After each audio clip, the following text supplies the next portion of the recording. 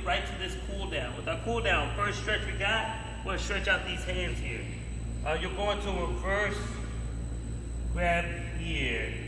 My fingers are facing forward up behind me. My shoulders are backing down. The inside of my elbows are gonna rotate outward and push out in front and make sure they're straight. I can advance this stretch by pulling back a little bit more, but making sure the base of my palm stays down on the ground here.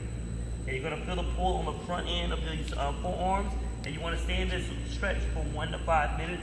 Each different movement will be 1 to 5 minutes. All right, guys, once you knock out this hand stretch, let's go here right into your cat-cow. Hands right with your armpits, shoulders backing down, knees on the hips. This one, cat-cow, I'm going to tailbone goes up towards the ceiling. My head will go to the ceiling. My midsection will go down to the ground as much as possible to create so much flexion. And then from there, I'll push into the ground, separate my scapula. Tailbone goes down, head goes down. Midsection pulls up as high as possible.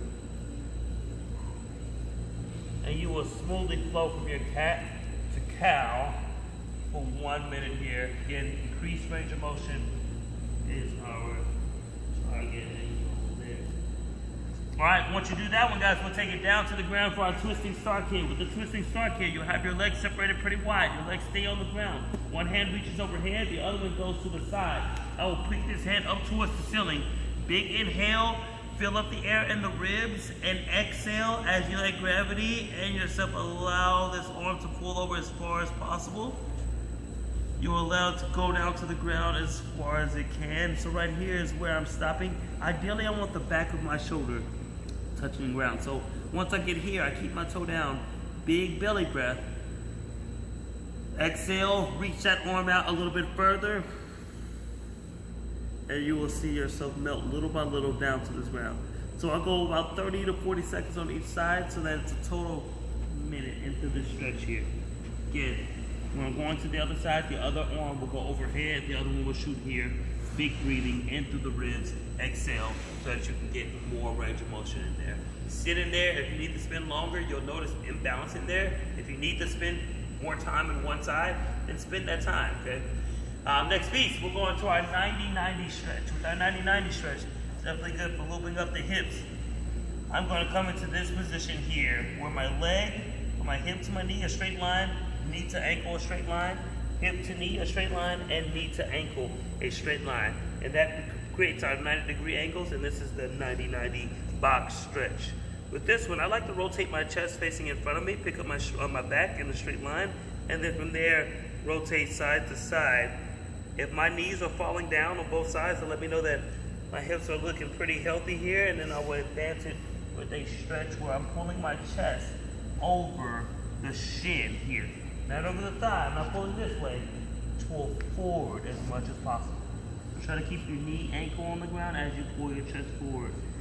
As I melt down more, I'll get to reaching and extending my chest over that shin.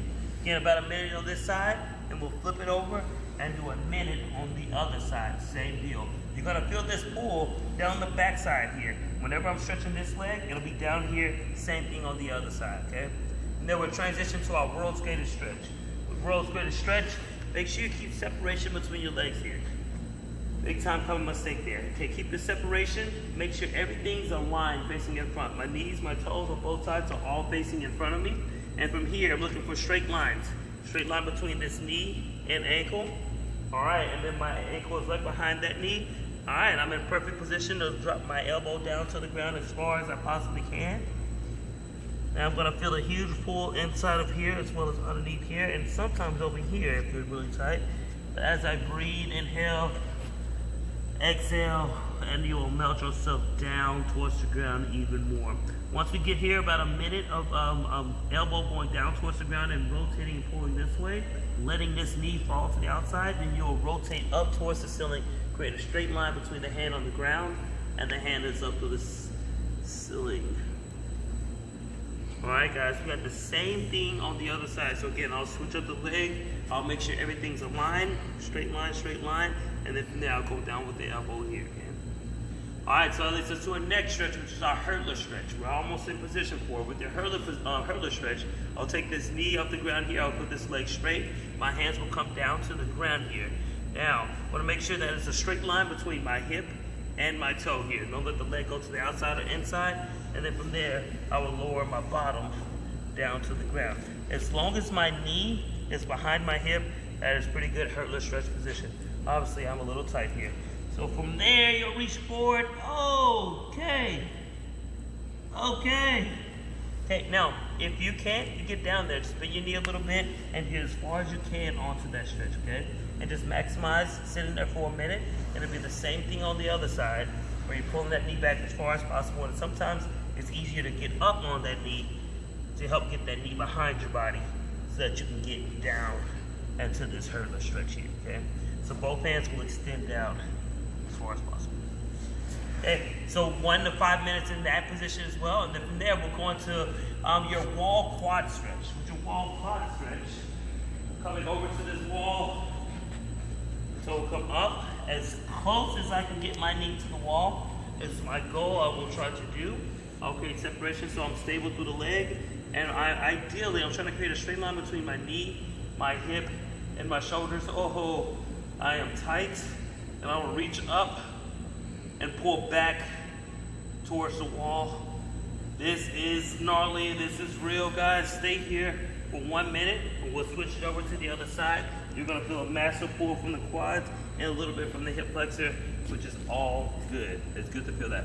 From there, we'll go into our classic tricep stretch. With our classic tricep stretch, we'll come down, our elbow will pull up towards the ceiling here, and we'll make sure it points behind us, not across the back.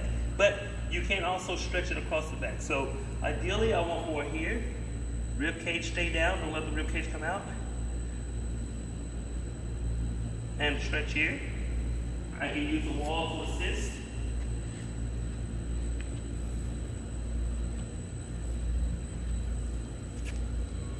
And if I wanted to further, I can pull this hand down towards my shoulder to maximize that tricep stretch. Okay? So about 1 minute there. Same thing on the other side. And from there, we'll take it to a doorway so that we can stretch out stretch out your chest.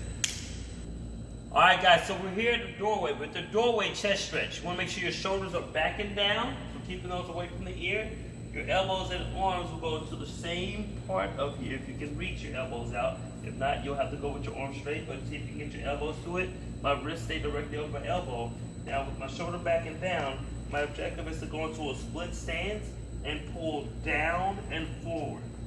As I pull down and forward at a diagonal angle, that increases the stretch into the chest there. Feel free to rotate right, rotate left, pick up a little bit, explore the movement in there. But 1 to 5 minutes will definitely stretch out that chest, guys. From there, guys, thank you so much for doing your cool down. Let's get into that next day of training, and I'll see you guys next time.